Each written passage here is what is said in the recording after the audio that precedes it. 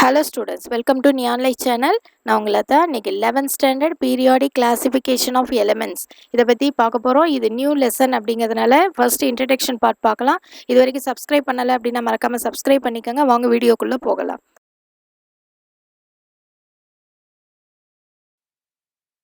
இப்போ சாதாரணமாக எலிமெண்ட்ஸை எப்படி லிஸ்ட் பண்ணலாம் அப்படிங்கிறது தான் பீரியாடிக் கிளாசிஃபிகேஷன் ஆஃப் எலிமெண்ட்ஸை ஏதாவது ஒரு வகையில் நம்ம அதை அட்டாமிக் வெயிட் படியோ இல்லை அட்டாமிக் நம்பர் படியோ நம்ம என்ன செய்யலாம், அதை ஒரு பீரியடில் வைக்கலாம், ஒரு காலமில் வைக்கலாம், அந்த மாதிரி வைக்கிறது தான் பீரியாடிக் கிளாசிஃபிகேஷன் அப்படின்னு சொல்லுவாங்க.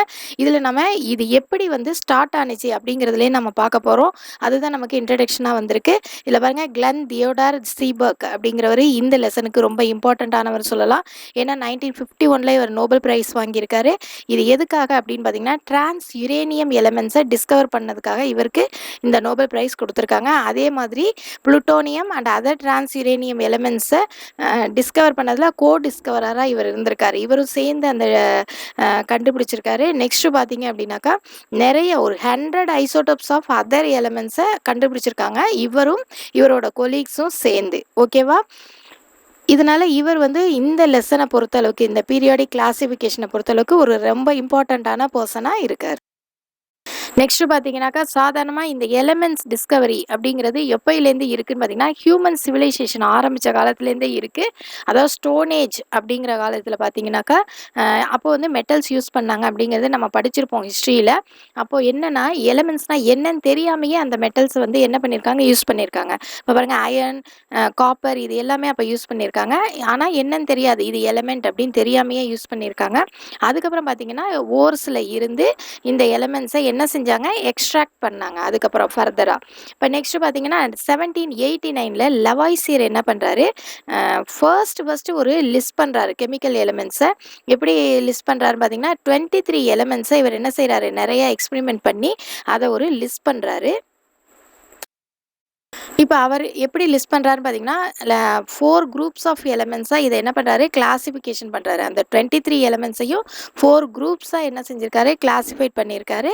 அது என்னென்னு பார்த்தீங்கன்னா, அந்த 4 குரூப்ஸ் என்னன்னு பார்த்தீங்கன்னா, acid making elements, gas like elements, metallic elements, earthy elements அப்படின்னு சொல்லி 4 குரூப்ஸாக என்ன செஞ்சுருக்காரு, கிளாஸிஃபைட் பண்ணியிருக்காரு. இப்போ இதில் ஆசிட் மேக்கிங் எலிமெண்ட்ஸில் என்னென்ன இருக்குது அப்படின்னு பார்த்தீங்கன்னா, சல்ஃபர், பாஸ்பரஸ், சார்கோல்னால் உங்களுக்கு தெரியும், கார்பன். ஓகேவா? கேஸ் லைக் எலிமெண்ட்ஸ் அப்படின்னாக்கா லைட், கலோரிக்னா என்னென்னா ஹீட்டையே இவர் எலிமெண்ட் லிஸ்ட்டில் தான் வச்சுருக்காரு. ஓகேவா? லைட், கேலோரிக், ஆக்சிஜன், அசோட்டுனா நைட்ரஜன், தென் ஹைட்ரஜன். இது எல்லாமே கேஸ் லைக் எலிமெண்ட்ஸாக இருக்குது.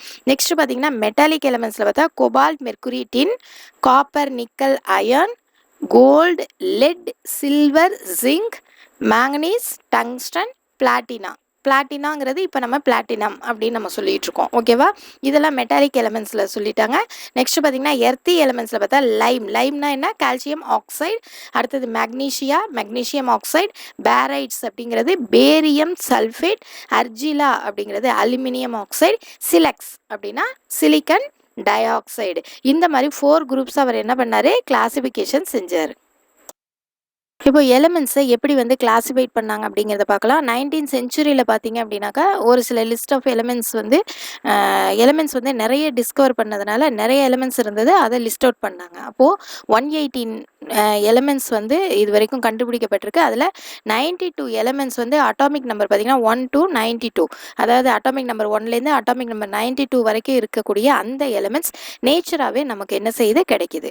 நெக்ஸ்ட் பார்த்தீங்கன்னா, இதில் ஒரு சில சர்டன் எலிமெண்ட்ஸ் பார்த்தீங்கன்னாக்கா ஒரு சில ப்ராப்பர்ட்டிஸில் சிமிலாரிட்டிஸ் இருக்குது. அதை பேஸ் பண்ணி என்ன செஞ்சாங்க, ஒரு கிளாசிஃபிகேஷன் பண்ணாங்க. இதுக்கு நிறைய அட்டம்ப்ட்ஸ் நடந்தது, ஒரே தடவையில் இந்த வேலை என்ன செஞ்சிடல, முடிஞ்சிடல. அப்போ classification based on the atomic weights leads to the construction of a proper form of periodic table. அதாவது அட்டாமிக் வெயிட்டை பேஸ் பண்ணி என்ன பண்ணாங்க, ஒரு பீரியாடிக் டேபிள் கன்ஸ்ட்ரக்ட் பண்ணாங்க. இதில் பார்த்தீங்கன்னாக்கா, நான் 1817 டோபரினர் என்ன பண்ணார், ட்ரையட்ஸ் அப்படின்னு ஒன்று கொண்டு வந்தார். இதில் பார்த்தீங்கன்னா, குளோரின், புரோமின், அயோடின் இந்த மாதிரியான சிமிலர் கெமிக்கல் ப்ராப்பர்ட்டிஸ் இருக்கக்கூடிய எலிமெண்ட்ஸை ஒரே இதில் வச்சு அவர் என்ன பண்ணார், ஒரு ட்ரையட்ஸ் ஃபார்ம் பண்ணார்.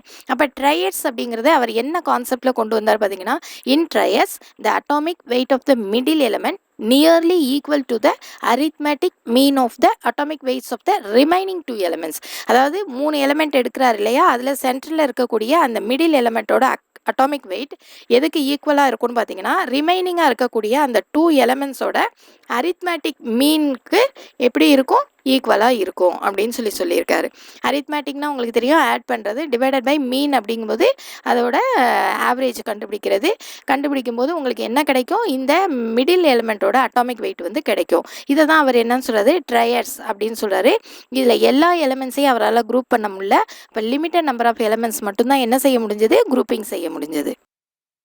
அப்போ ஒரு சில ட்ரையட்ஸ் அவர் எப்படி குரூப்பிங் பண்ணாருன்னு பார்க்கலாம். லித்தியம், சோடியம், பொட்டாசியம், இது 3 ஒரு ட்ரையட் சொல்கிறாரு. இதில் வந்து சென்ட்ரல் எலிமெண்ட், மிடில் எலிமெண்ட் எது, சோடியம். சோடியத்தோட அட்டாமிக் வெயிட் 23. அப்போ லித்தியத்தோட அட்டாமிக் வெயிட் 7, பொட்டாசியத்தோட atomic weight 39. 7 + 39 divided by 2. Mean கண்டுபிடிக்கிறதுனால divided by 2. 2 எலிமெண்ட்ஸ் இருக்கிறதுனால 2ஆல் டிவைட் பண்ணுவோம்.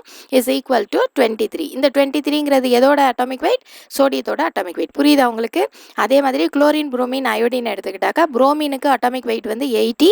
அப்போ குளோரினுக்கு 35.5 plus அயோடினுக்கு 127 divided by 2, that is equal to 81.25.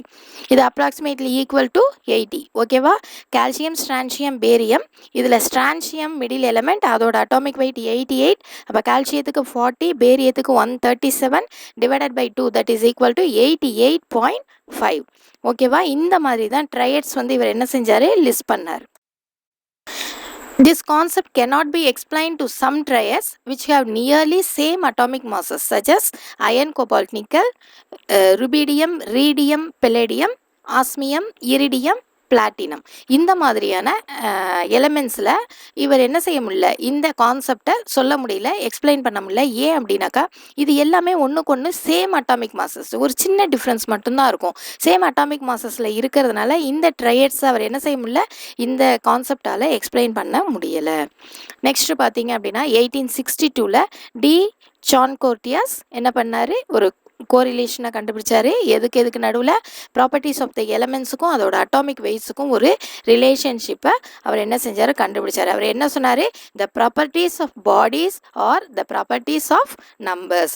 இந்த எந்த ஒரு எலிமெண்ட்டோ அதோட ப்ராப்பர்ட்டிஸும் அதோட நம்பர்ஸும் எப்படி இருக்கும் அப்படிங்கிறாரு, சேமாக இருக்கும். அதுதான் அதோட ப்ராப்பர்ட்டி தான் அதோட நம்பர்ஸ் அப்படின்னு சொல்கிறாரு. இந்த மாதிரி ஒரு கான்செப்டை அவர் சொல்லியிருக்காரு. இது ஜஸ்ட் இன்ட்ரடக்ஷன் பார்ட். இதில் வந்து நிறையா கொஸ்டின்ஸ் வரப்போகிறது கிடையாது. ஆனால் பேசிக்காக நீங்கள் எல்லாமே தெரிஞ்சுக்கணும் அப்படிங்கிறதுனால தான் இந்த வீடியோ என்ன செஞ்சுருக்கேன், போஸ்ட் பண்ணியிருக்கேன். பண்ணுங்கள், ஷேர் பண்ணுங்கள், மறக்காமல் சப்ஸ்கிரைப் பண்ணுங்கள். இதோட கண்டினியூஷனை நம்ம நெக்ஸ்ட் வீடியோவில் பார்க்கலாம். தேங்க்ஸ் ஃபார் வாட்சிங்.